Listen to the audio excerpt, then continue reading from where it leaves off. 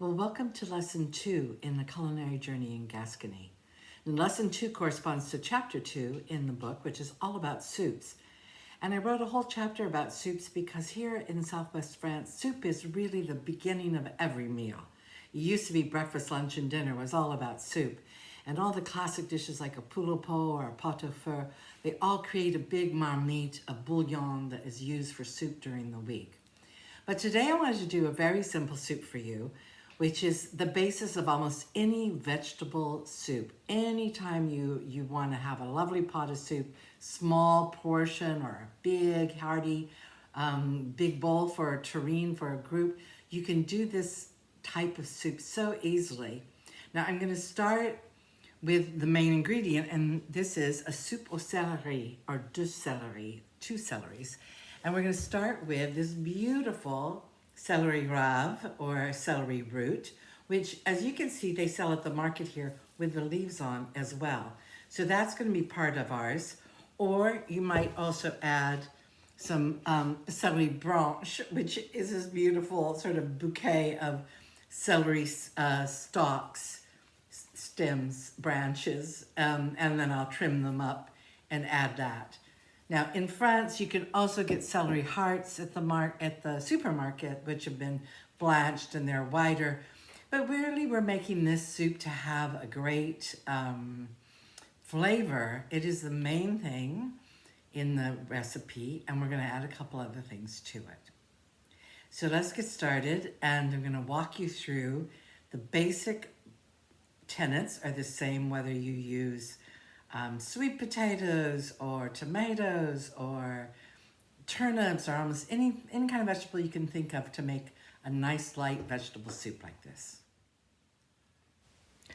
So this is a pretty typical fresh celery root. It's a winter vegetable, and you can see that I'm going to cut off the leaves, which in this case they left on because it was so fresh, and trim off the top and the bottom so it gives me a flat working surface to work on. And then I'm just going to go down the sides and remove the outside skin and any of there's sometimes roots still attached toward the bottom. You want to just trim all that off until you have a nice clean white tuber that you're going to then cut up and use for the soup.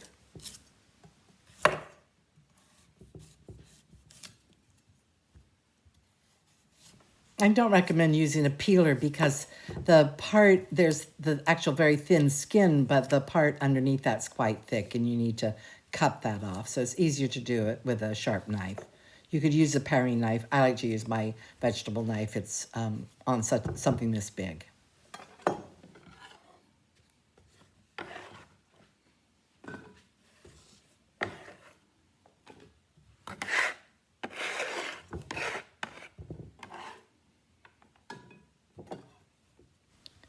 So make sure that you put this on the flat side so it's stable as you come down, and you can use your large knife to cut through, cut it in half.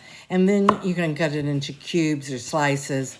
I'm going to just make slices that are about an inch thick and then cut those in 1 or 2 more pieces. So I've got large chunks, and they'll cook fairly fast because this is a nice fresh celery root.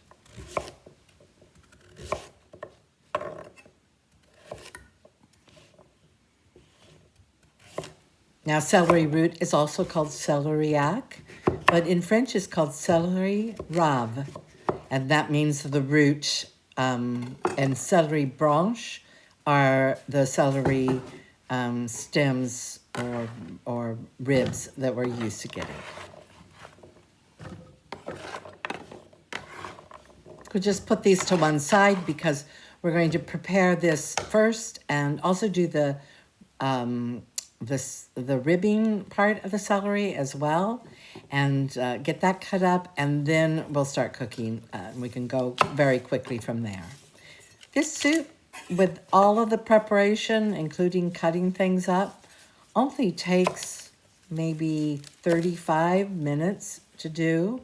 I can't even get in my car and run into town and go to McDonald's in 35 minutes.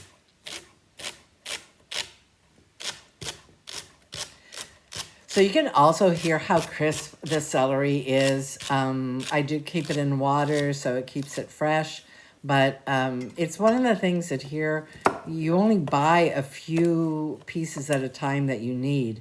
And I'm going to take some of the leaf that's on the top and just cut that for part of our garnish and keep that off to one side.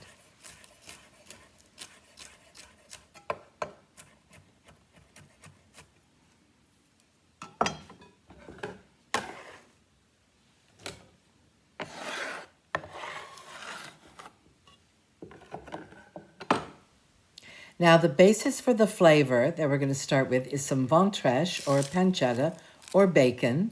This is a ventrèche roulé. It still has a skin on, but I'm going to cut it up in fairly small lardons, so it's going to cook pretty quickly and give it a little bit of color. And that skin will give it a bit of texture as well. This also has quite a bit of black pepper in the center of it when it's rolled.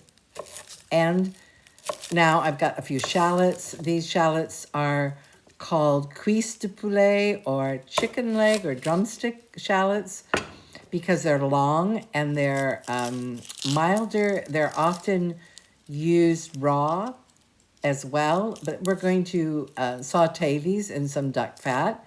And they have a very sweet, oniony, but sweet flavor that goes so nicely with the celery.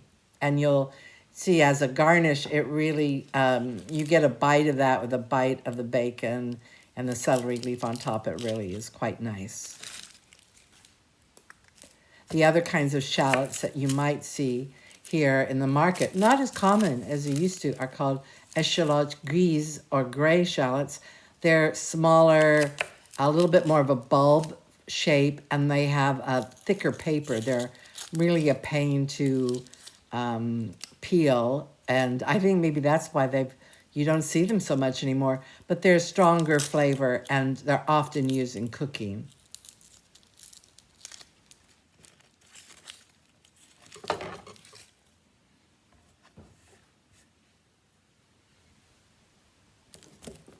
So let's just slice these shallots up. I don't want to mince them. I want them to be visible and have some texture as they are going to be in the garnish on top of the soup. We're going to cook them in some duck fat with the bacon and get them a little brown, then remove them from the pan, and that flavor is going to stay in the fat that goes into the soup, and then these will be part of the garnish on top.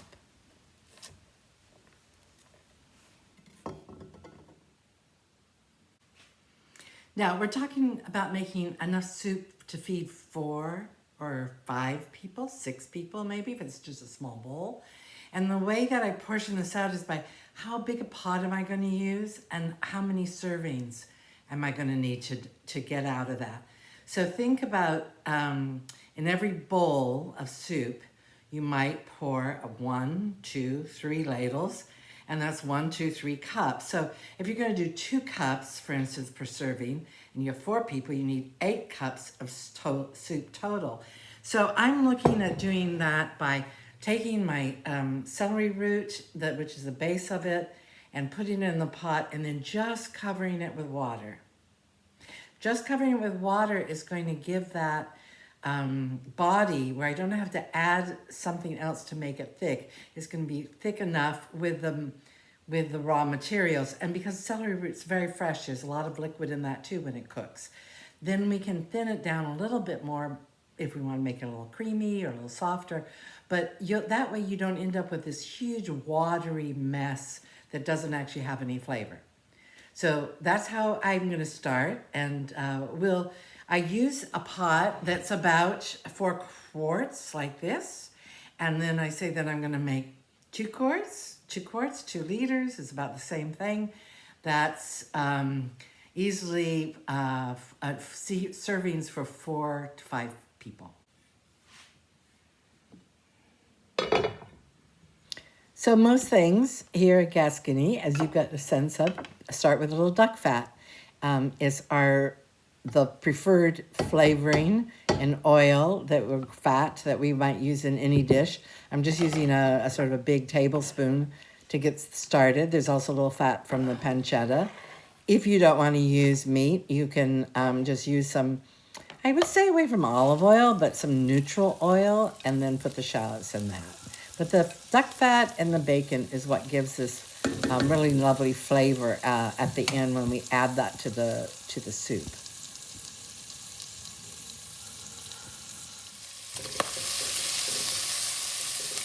Okay, so cook this bacon and shallots over a fairly lively heat. Not too hot that it's going to burn. You want to control it. And by stirring, that also will control how brown it gets. You're going to move it around in the pan quite a bit. I want these to color. I want them to be caramelized a little bit, but I don't want them to be burnt, and I certainly don't want burnt pieces in the bottom of the pan that will go into the soup.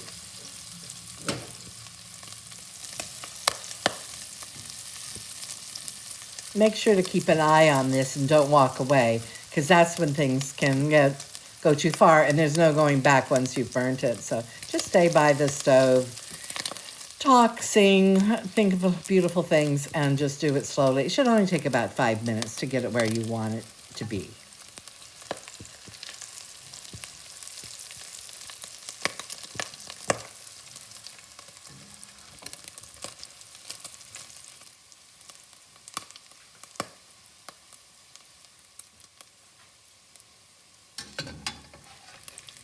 You can turn the fire off underneath the pan and then go ahead and remove the pancetta or ventrèche with the shallots. Remove all the pieces from the pot because we're going to puree the soup later. We don't want those to go into the puree. We're going to keep those just for the top.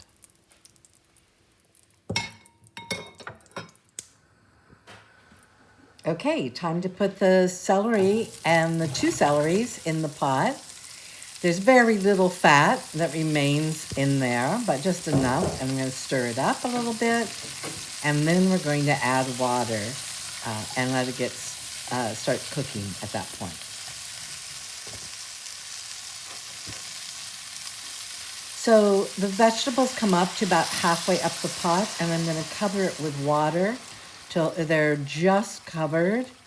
And that was about 1 liter of water, maybe a full quart. And if we need to add a little bit of water at the end, we will. But I think right now that's going to be just the right amount that we don't have to add anything to thicken it.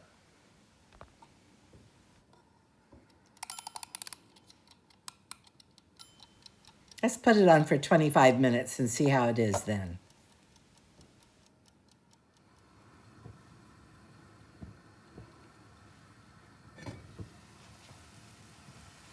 So with the lid on and over high heat, the water comes to a near boil very quickly. And that's what you want. You want this to be hot enough so that the vegetables get cooked in it fairly quickly and that their flavor goes into that broth as well. We're going to puree it all, so I'm not too concerned about the broth being separate. I'm going to add a little salt and a bit of black pepper, and then put the lid back on and let it continue cooking for the rest of the time.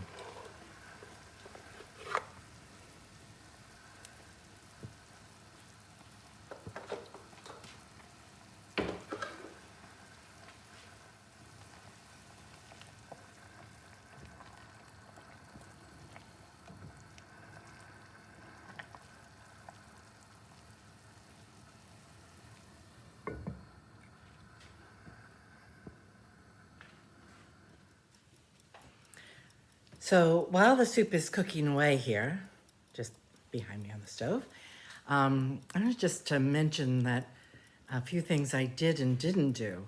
The most important thing was how much water volume to how much vegetable matter, or if it was a chicken, or if it was a pot au feu or whatever, was to just cover the volume of the celery root and the celery with enough water, which in this case was just about 1 liter or a quart.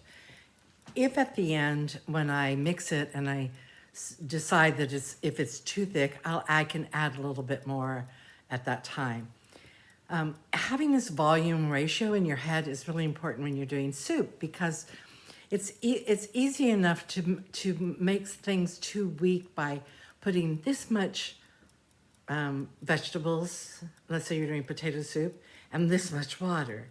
You want to put this much vegetables and this much water. So just keep that in mind. And I like to use the same pot over and over.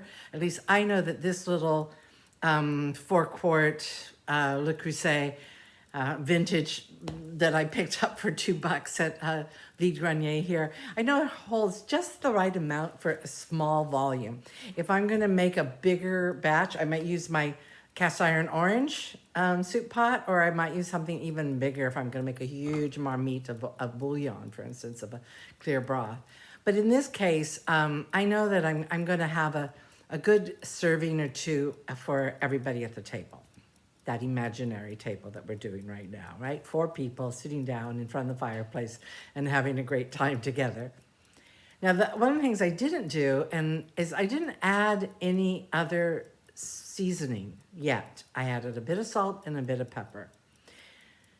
One of the things that I think that can happen is we just have this like, oh, herbe de Provence or whatever. You know, I use thyme and bay a lot. You get used to that, doing the same thing over and over, and your taste buds get sort of immune to what that flavoring is like. So I'm going to take it right back to the basics and say, I want the flavor of the celery root. And one of the things about celery root that I noticed, especially as I was just cutting it, is it's very, very perfumed. It has that celery smell that you have from a celery branch, but it really is, it's earthy, it's a root, and there's a sweetness, the kind of sweetness you find in beets or in sweet potatoes in it as well. And that was so perfumed as I was just cutting. It's a very fresh root. You can tell that it's not dried up, and the fact that it still had its greens on there as well. And so I'm going to go very gently on the spices. I'm either going to use some nutmeg, or I'm going to use some piment d'Espelette with salt. This is salt with piment d'Espelette in it that I could use to garnish over the top. And sometimes I like to do that. Keep my basic soup very smooth, very simple flavoring, and then garnish it. In this case, we're going to use the ventrèche and the shallots that we browned first, and I'm going to caramelize them a bit, not too dark, and those are going to go on top. We might put a dollop of creme fraiche. That would be nice to put the nutmeg on that creme fraiche.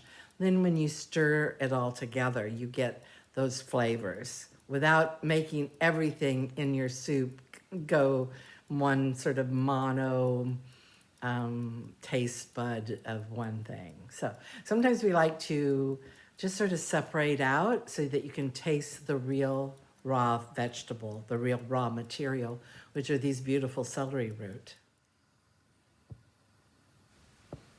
Let's check and see how soft the pieces of the celery root are. There are a few different sizes, some thinner ones, some thicker ones. The thin ones, the fork goes into very easily. The medium ones, a little bit more resistance. And then there's a couple of the bigger pieces that are quite hard. You can think of the celery root has the texture of a potato. So we're going to let them continue cooking.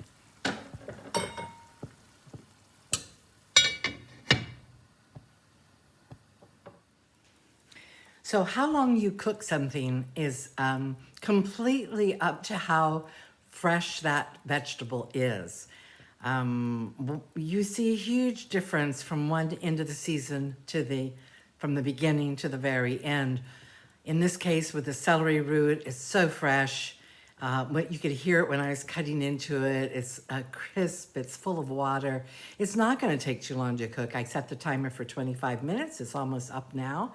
And only those extra large pieces, I could have cut them into smaller pieces, but those extra thick pieces that were sort of near the bottom, they are just slightly firmer than some of the smaller pieces. So they'll just cook for a few more minutes, and then we're ready to use one of my favorite tools in the kitchen. The entire thing is about an immersion blender, or a buzz. I think you're going to enjoy using that.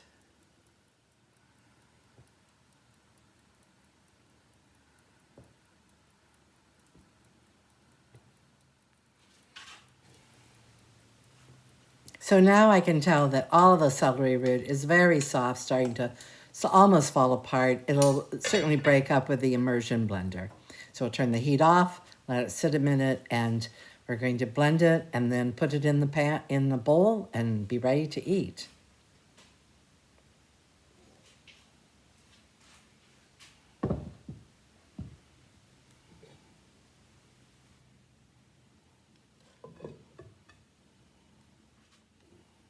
Now, an immersion blender is a great tool to use. I try to remember to take it off the stove because it's easy to drag your cord into the fire, or to have accidents. You have to just be a little careful. But I tilt it a little bit because you can see we've actually a little bit less volume because, as you can see, the steam escaping from the pot. We lost a little bit of liquid. But I'm not too worried about that. I just tilt it to the side and smash out some of those bigger pieces until I can start to really move the blender around the bottom and get it all smooth. Just enough that it's broken up. I don't want it to completely liquefy.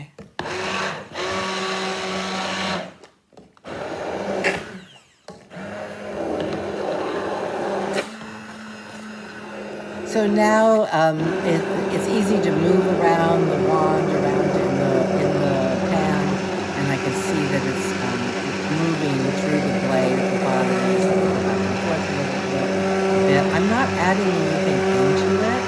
I don't need to thicken it. It's fairly thick, but I'm going to leave it that way. You could thin this down because some people don't like really thick soups. So you could thin this with a little bit of milk or cream, or you could even water.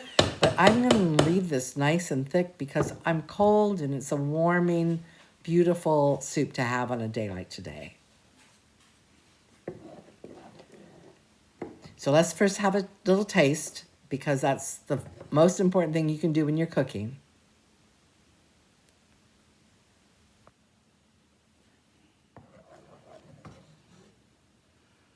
So now's the most important thing to do is to taste it. It's very, very hot, obviously, so be careful. You also, if it's too hot, it masks the flavor.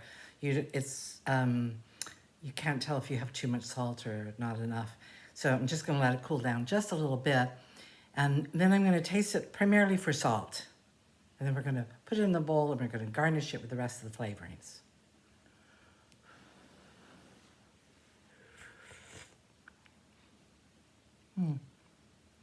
It's really just perfect. I don't like things too salty to start with. Remember, we're also putting in the ventrèche, which is the salted bacon as well. So that's going to add a little bit more. And then people can always, and we've got some of the piment d'Espelette with the salt. So people can salt it on themselves at the table. What this does is there's just enough salt to bring out the flavor, but not mask that sweetness, the original sweetness of the celery root.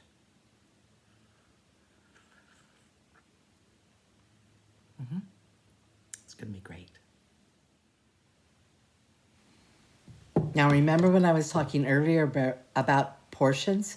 Well, here you can see in this big soup plate that 2 ladles, these are a big ladle, is going to be perfect serving size. It's about 2 full cups for a person.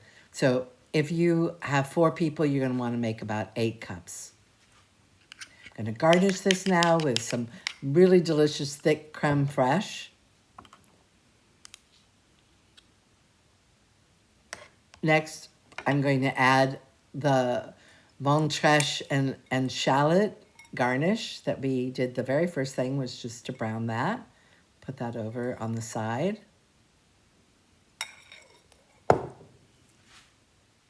How about some of the fresh celery leaves, both for color and for texture.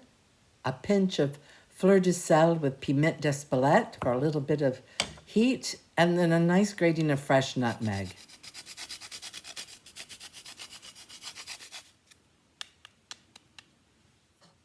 Et voilà, le soupe de céleri rave et céleri branche.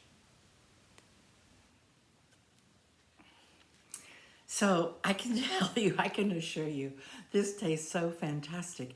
there's very little work involved in making a beautiful soup from scratch.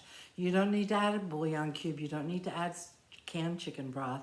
Let the flavor of the vegetable come through. The celery root tastes just as fragrant as it did when I first cut it. And that's because we didn't cook it for so long. We didn't need to because it was fresh. And also it just brought out just enough, the little bit of shallots in the bottom of the fat in the bottom of the pan. And then the beautiful garnish, which is a little creme fraiche, a little celery leaf, the bacon, and the shallots, caramelized shallots, is enough to make this. And the creme fraiche just sort of melts and creams this up. You don't have to add it if you don't like. And if you don't want to add any meat to it, you don't have to do that either. I would just start with the shallots or an onion or some leek. You know, the idea that you can cook at home and do any of these French recipes with the same kind of ingredients that we get here. They're nothing fancy in this at all. So thanks for joining me today and learning to cook one of the Soupe aux Deux Celeri from a culinary journey in Gascony. I look forward to seeing you again in the kitchen at Come On.